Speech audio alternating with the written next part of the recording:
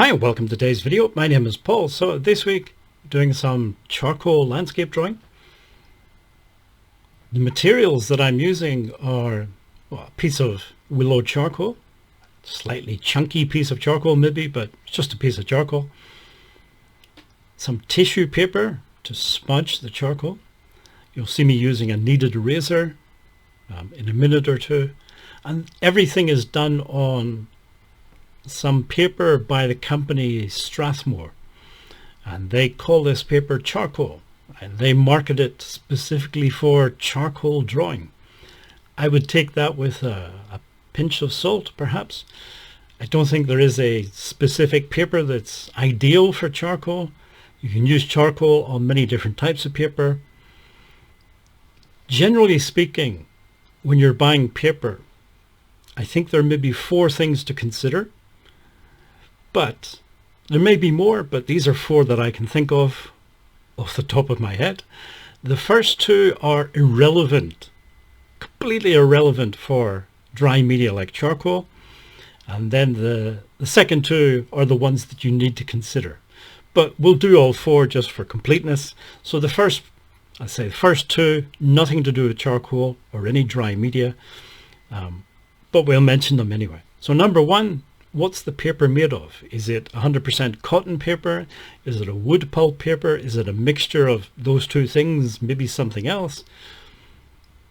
You need to consider that if you're doing watercolor painting.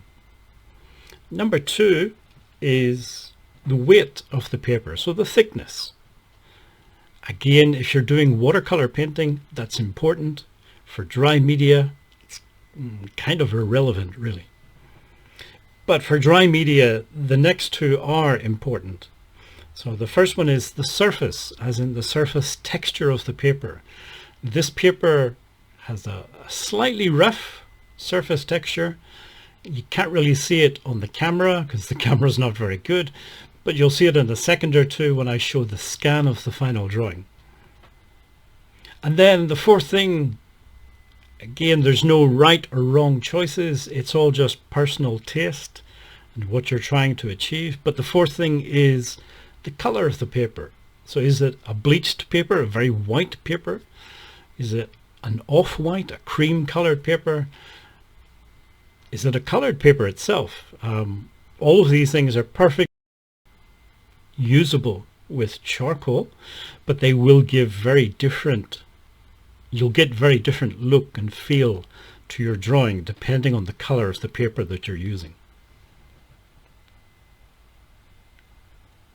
The other point that I wanted to make in this short video is, so I've noticed a few people in comments saying that they would like to loosen up their drawing or painting style, but maybe not sure how to go about doing that. The only advice I can give is the way I do it. And I'm not saying this is the right way, the best way, or anything else. It's just the way that I do it. Is I don't actually draw or paint landscapes. I make abstract marks on a piece of paper, which some people will interpret as a landscape. That means because I'm working very abstract, I don't need any sort of references. I don't need to worry about details. I just put down these marks, smudge a bit of charcoal. I don't need to speed up. You get some people on YouTube doing demonstrations where they have to speed up the painting process or the drawing process because it takes so long. This drawing took me 2 minutes, 3 minutes maybe. So I don't need to speed things up. It means I can work very fast, very loose, very in a very careless and sloppy way, but it's the way I like to do things.